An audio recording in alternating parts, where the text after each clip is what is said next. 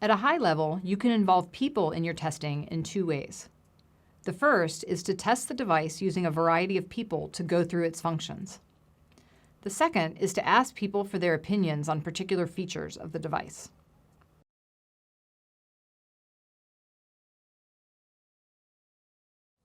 Involving potential users, clients, and other people in testing requires additional planning and thought. Tests involving potential users are often constructed tests. It's critically important to test the functions of your device with a wide variety of users. And it's important also to remember that you may need to go to other destinations to meet with these potential users. Don't assume that your roommates are typical users of your device. When you have a variety of people use your device, you will collect feedback on how well it performs desired or critical functions.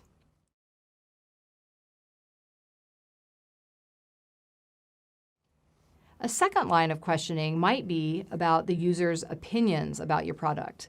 You might ask for opinions about key features, or how easy your device is to use, or its form factor.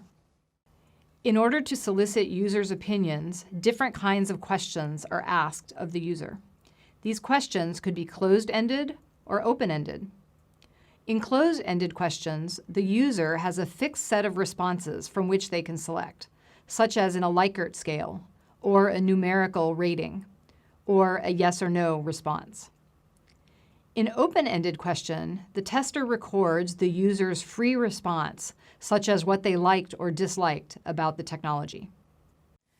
Open-ended questions can give a wide range of opinions on the device, and they can uncover aspects of the device that the team did not anticipate. These open-ended questions can be questions such as, what features did you like and why? Or what features did you not like and why? There are many methods that can be used to collect data and opinions. In a structured interview, a series of questions are asked of the user. Focus groups are like a structured interview, but they're done in a group setting with discussion. The team can watch an individual use their technology and record data. The user can fill out a written survey, or you can measure data directly. You can pick one or more of these methods for your user testing.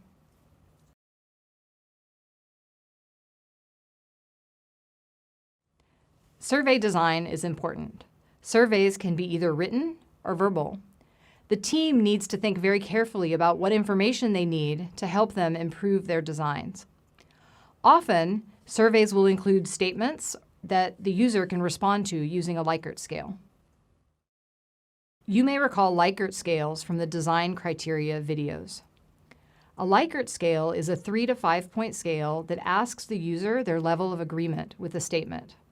So to the statement, this device is safe, a user can select anywhere from strongly agree to strongly disagree.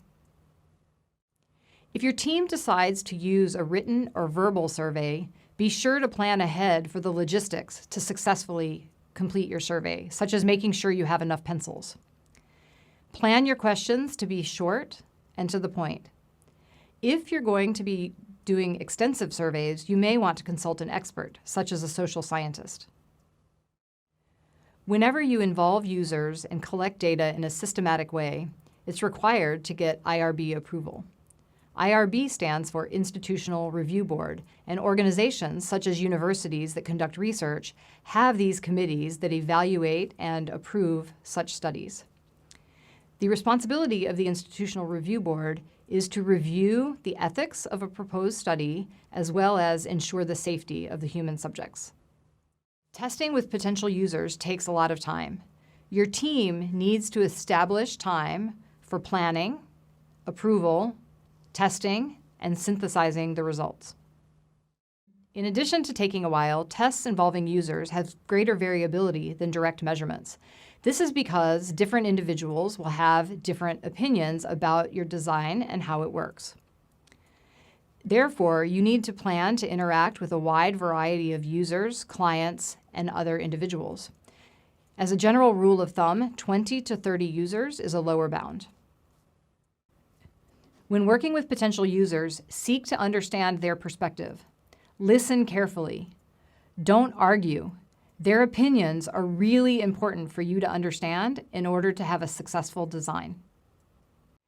In summary, when working with potential users, the team needs to decide what methods of user testing will be employed.